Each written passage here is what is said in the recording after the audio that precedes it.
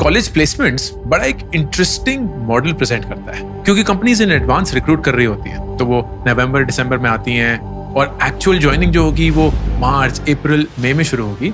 It is in some way a leading indicator कि उनका economy को लेके कॉन्फिडेंस कितना है। एंड इस साल कॉलेज की प्लेसमेंट्स बहुत वीक रही है।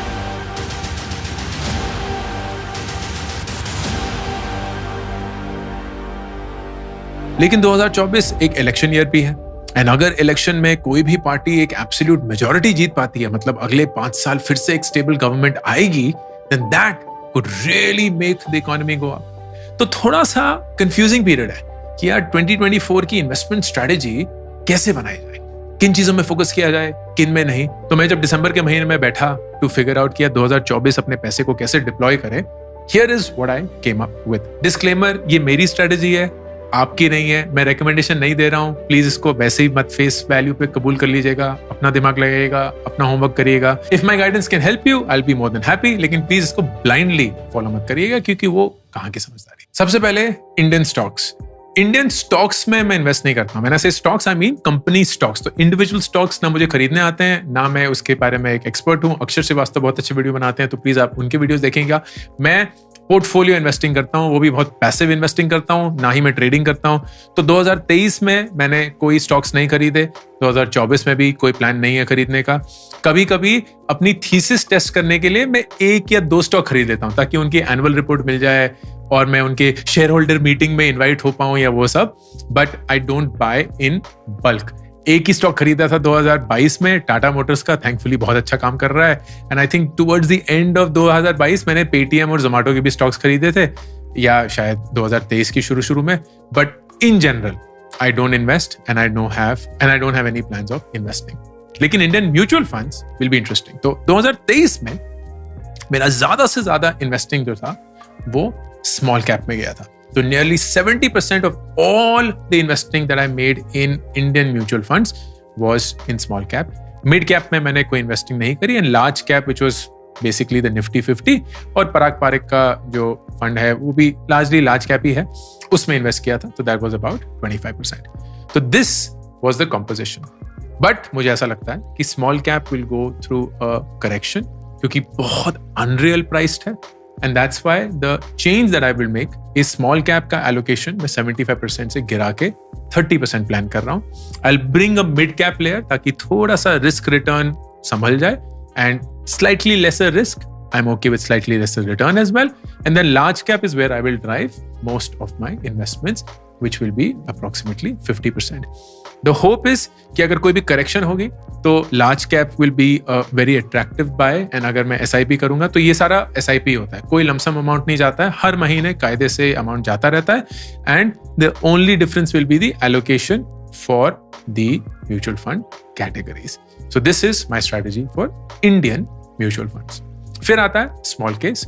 स्मॉल केस में मैंने 2023 में कोई इन्वेस्टमेंट नहीं करी थी, इनफैक्ट लिक्विडेट किए थे पूरे स्मॉल केस, क्योंकि घर के लोन हमने डिसाइड किया था चुकाना है। So I liquidated all of that. 2024 I believe could be a good point to enter the small case again with the momentum strategy, जो मैं पिछले 4 साल से यूज कर रहा था on small case. Very good returns. Momentum strategy क्या है कि जब एक स्टॉक प्राइस राइज कर रहा होता है, it continues to rise for a period before it falls down. तो एक मोमेंटम बना होता है, और उस शॉर्ट पीरियड के लिए वो उस स्ट्रेटेजी पे बेट लेते हैं, मतलब sorry, the strategy takes a bet on the stock. तो स्मॉल केस है, कैपिटल माइंड का मोमेंटम स्ट्रेटेजी है, वीकेंड इन्वेस्टिंग की मोमेंटम स्ट्रेटेजी है। ये 2 हैं जिनको मैंने पर्सनली यूज किया है। I am happy with both of them.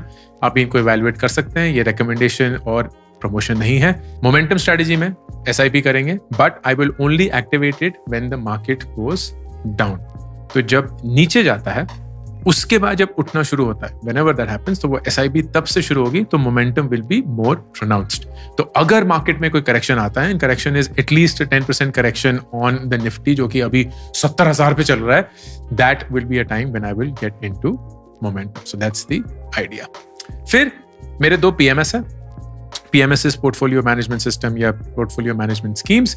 तो पहला जो PMS है वो कंप्लीटली लार्ज कैप पे ही फोकस्ड है। What I will do is introduce a global portfolio as well to the large cap. तो large cap ज़्यादातर इंडिया बेस्ड है, ग्लोबल जो होगा वो भी इंडिया बेस्ड ही होगा, but it will be mutual funds that are targeted towards the global markets. तो थोड़ा बहुत चाइना हो सकता है, ऑफ कोर्स इमर्जिंग मार्केट्स हो सकता है, यूएस हो सकता है, यूरोप में मैं ज़्यादा इन्वेस्ट करता नहीं हूँ. So the PMS will manage that. Reason is अगर ग्लोबली रिसेशन होता है या वीक इकोनॉमी चलती है, सो द प्राइसेस में बी अट्रैक्टिव एंड तब will be a good time to invest globally, खासकर अगर इंडिया का फंडामेंटल स्ट्रांग है बिकॉज ऑफ 24 इलेक्शंस या कुछ और गुड न्यूज मिल जाए हमें या कुछ. PMS2 जो है वो स्मॉल कैप पे है and I am very very happy with that, क्योंकि वो बिल्कुल छांट के पता नहीं कहां से स्मॉल कैप कंपनीज पकड़ते हैं and then they just invest and deliver unbelievable returns. तो वही सेम स्ट्रैटेजी चलती रहेगी. मैं उनको कोई गाइडेंस नहीं देना चाहता हूं, बल्कि मैं दे भी नहीं सकता हूं, ना ही मैं क्वालिफाइड हूं. I let them be the way they are and I am very happy with that. तो इसमें there will be small cap investing itself. US stocks 2023 में मैंने बहुत सारे खरीदे थे एंड मैंने हाल ही में एक वीडियो बनाया था जब मैंने आपको दिखाया था कि यहाँ लाल ही लाल चल रहा है. मतलब एक भी stock except for Tesla and Airbnb, कोई भी और स्टॉक परफॉर्म नहीं किया, बाकी सब टैंक हो गए. And I bought them at a crazy peak and I thought I was very smart, but clearly I am not. तो स्टॉक्स तो मैंने खरीदने ही नहीं है, ना भारत में ना यूएस में. मैं बल्कि यूएस की EFTs में इन्वेस्ट करूंगा. तो मैंने QQQ जो कि एक म्यूचुअल फंड है, EFT मतलब exchange traded funds, it's the equivalent of a mutual fund, slightly better क्योंकि वो चीपर होते हैं. एंड NASDAQ 100 इनमें मैंने इन्वेस्ट किया हुआ है, they are giving good returns, इन्हीं में इन्वेस्ट करूंगा. लेकिन जब मार्केट डिप होगा तो मैं एक SIP शुरू करूंगा. सो यूएस स्टॉक्स में मैं जनरली SIPs नहीं करता हूँ, आई डू अ मंथली जितना भी डाल पाता हूँ उस समय पे, बट SIP के लिए थोड़ा सा बल्क में अमाउंट डालना पड़ता है so that it gets auto debited etcetera. तो वो once the market corrects, if the market corrects, I intend to start a SIP around that, which will be a SIP for around 6 months or 12 months, not more than that. Real estate 2023 में हमने अपना घर का loan चुका के घर अपने नाम पे कर लिया. So that's the only real estate we own. We don't own anything else. 2024 का कोई प्लान नहीं है. I am not very strong on real estate. मेरा थोड़ा रियल एस्टेट से 36 का आंकड़ा है. जब कभी भी इन्वेस्टमेंट करने की सोची है तो पैसे गवाए हैं, तो मैंने बोला भाई मेरे बस का ही नहीं है and not something that I am even good at, so I would not do it. तो रियल एस्टेट का कोई प्लान नहीं है, REIT भी नहीं है. अगर आप रियल एस्टेट में प्ले करना चाहते हैं और आपके पास वो क्वांटम ऑफ मनी नहीं है जो रियल एस्टेट में प्ले करने के लिए चाहिए होता है, you can consider REITs which are real estate investment trust. ये स्टॉक्स जैसे स्टॉक मार्केट में लिस्ट होते हैं. These are by real estate development companies जो कि अपनी रेंटल इनकम के थ्रू एक REIT चलाते हैं and you will get the part of rental income that they are making that ensures your appreciation of value. तो 3-4 REITs हैं India में, आप उनको कंसिडर कर सकते हैं and then you can get started on at least the real estate investment with as low as 500 rupees. Gold is not something I ever thought I would consider, but I am keen to look at it this year. तो मैंने आज तक कोई gold नहीं खरीदा है, not in any form. SGBs नहीं खरीदे हैं.